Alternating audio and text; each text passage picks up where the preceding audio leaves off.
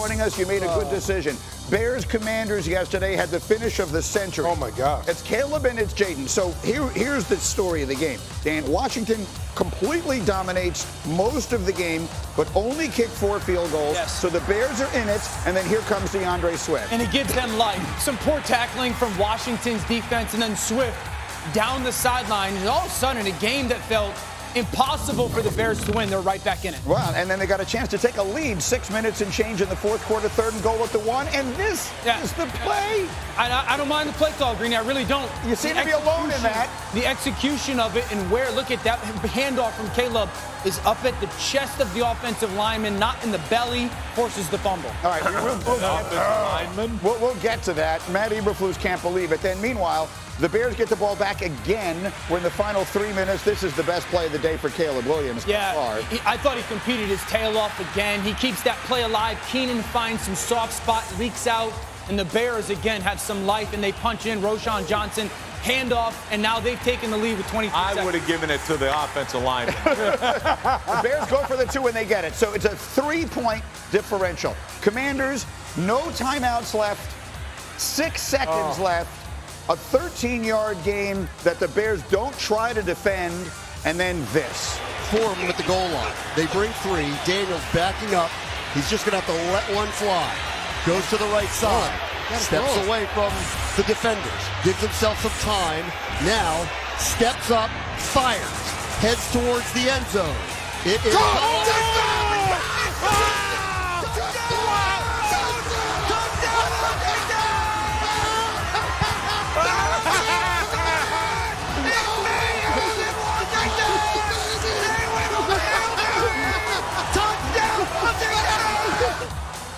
I think Rex just threw up. Yeah. Look, congratulations to the Commanders. It's one of the extraordinary finishes and incredibly dramatic moments in recent NFL memory. Let's start with that. Jaden Daniels, how about that play? I was juiced up for sure. I'm excited because, that's kind of like a once-in-a-lifetime experience. Like, not too many people get to experience stuff like that. That was my first time. So, obviously, I was juiced up, the whole stadium, team, sideline, everybody. We've practiced that play 100 times since we've been here. And, again, I'll have to look at what the execution was of that, but we have a body on a body, boxing guys out like basketball at the very end. We have one guy that's the rim that knocks the ball down. We got a back tip guy that goes behind the pile. So, again, I got to look at it and detail it out and make sure we're better next time.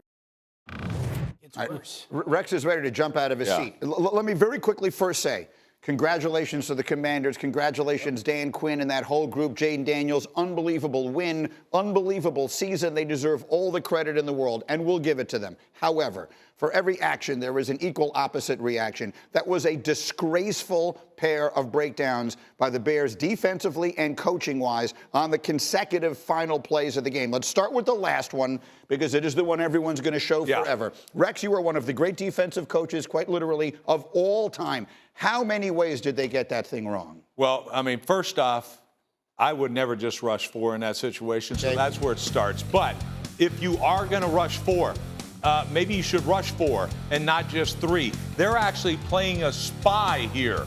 So you see 53 over there. He is spying Jaden Daniels. For what reason, I have no idea. I don't know why you wouldn't want to come after the quarterback and try to get the ball out of his hands as fast as you possibly can.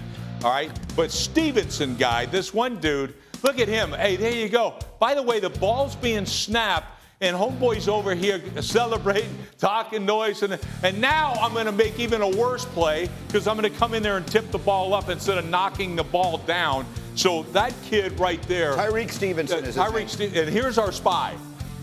I don't know it, ladies and gentlemen. I have no idea what the hell he's doing. Okay? The other thing is, if you're going to rush 3 and actually play a guy that's going to be a robber-type rusher, then pin the guy to where you want him, which would probably be away from a right-handed quarterback to his left. Never let him retrace, because it's all about taking the ball out of his hands so they don't have time to throw it down the damn field. But I will say this, Jaden Daniels, you are special, my friend. Yeah. Like, oh my goodness. Yeah. He threw the ball 66 yards. Could you imagine if he had to throw it 80? Oh my God. Could never I didn't have think done he it. would have even done it. It's crazy. That's exactly right. It was absolutely pathetic. And Eberflus's thing, he describes how they play. It's different than I would. I get it. Okay, different ways to skin a cat. However, he talked about having a rim player, boxing out guys, and that's how you describe it.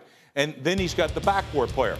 I'm still searching for the backboard player. I don't see the backboard Make player. sure what the backboard player, make sure When they everyone throw understands. the thing down the field, Right. okay?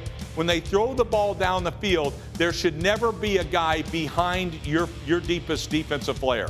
To me, it looks like there is. I'm not sure. I'm no genius. But to me, it looks like, did somebody rip our backboard? Did Daryl Dawkins knock our rim down? I don't know what the hell happened here. Yeah. But this is so poor. It's poor up front, even by the way you're trying to contain the quarterback. All right, obviously the execution down here. You got a guy running in from the sideline who'd rather be a fan, and quite honestly, he may one day be a fan in the near future. But this is a joke. I mean, it's absolutely pathetic. And why, by the way, D-Wood, they have a really good defensive end. What's his name? Montez Sweat. Montez Sweat. Damn, he's a really good player. He should be on the field. I never saw him on the field. But I have 3 timeouts. Why is he not? Oh, he's exhausted. If I see you sitting back, my guy's not facing the line of scrimmage, you might want to call a timeout there. I don't understand it. They had 3 of them, Gritty. To be clear on what Rex is saying, Montez Sweat, who was the Bears' highest paid and best defensive player, was not on the field for this last play. Rex, you have a diagram. Go ahead. Dan, go with him so you can help him. Dan, Rex, explain exactly what happens on this defense. This is here. what I would play and why. I'm going to rush 5 guys. Come on the reason I'm going to rush 5 is I'm not going to allow you that 10 seconds to throw this thing. Okay. All right? So you're talking about the out route. I'm talking about the out route and the last play. Okay. I'm going to run the same thing because, by the way, I only have to run it once. So we're going to play it right. This is McLaurin who ran that out route. This is. And by the way, there's 3 defenders. You think they're going to throw it here? No. I would. If I was a quarterback, we had that 10-yard out route, and I saw 2 guys, let alone 3. Right. I would never throw the ball there. Okay, because I'm not going to allow you to. Right. All right. The other thing is, watch what we're going to do. We are going to pin. All right. And so there's the play we're talking about right there. All right. Let alone the end of the line here. If we can show this back to the drawing, okay? You have a right-handed quarterback, right? So Dano, let me ask you.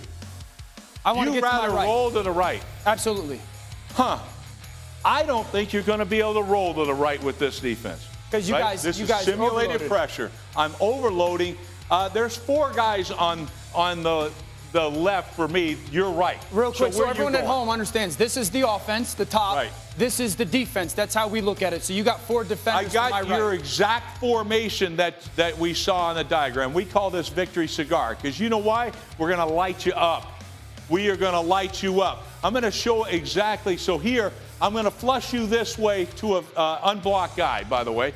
But they do just the opposite. They do nothing. They take away absolutely nothing. He's sitting back there for 14 or 17 seconds, I think this thing took. It's an absolute joke. But why would I'm going to take you away from this. Okay, but again, I mean, I'm not like everybody. I know what the hell I'm doing. And then over here, I'm going to take it. You know who did this? Who did I get this from? Oh, the Detroit Lions. I got a couple of my guys on staff. Let's watch how they close this game out. Oh, I don't know. Did he have 2 minutes to throw the ball here? I don't know. Maybe he did.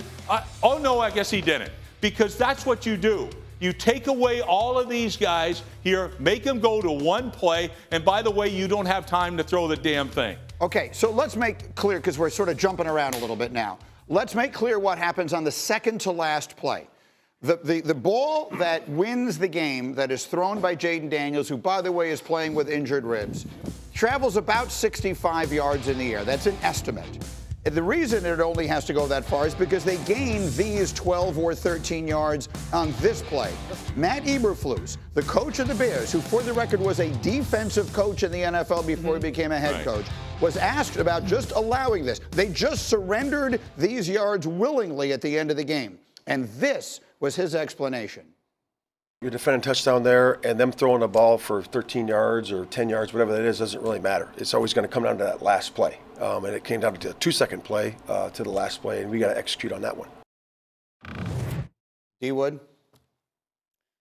I can't believe he said that.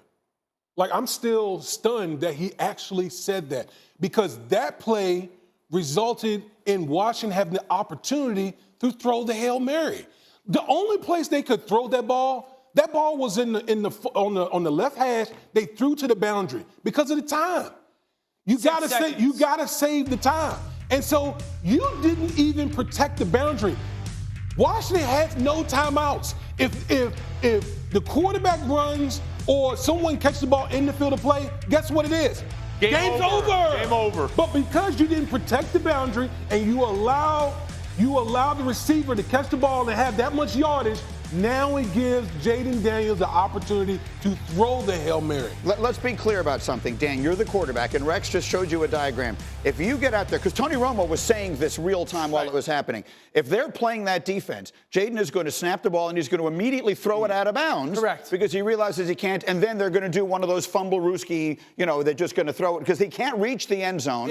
So then they're going to do one of those ones where they try and lateral it a million times. That's what's going to happen if you don't willingly surrender the 12 or 13 yards. If there's anybody near that ex-receiver, McLaurin, he's going to take that ball and immediately throw it out of bounds quickly, because the clock won't stop until the ball hits the ground. And you can't risk at the ball being in play at all. If you watch the other side, they run the same thing. So it's not like he can look and see if it's free, and if not, there's a Hail Mary to the other side. They called the same route concept.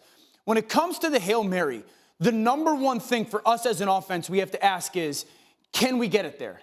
Can we get the throw there? Because if the answer is no, then to your point, Greeny, we have to get into a lateral or some situation.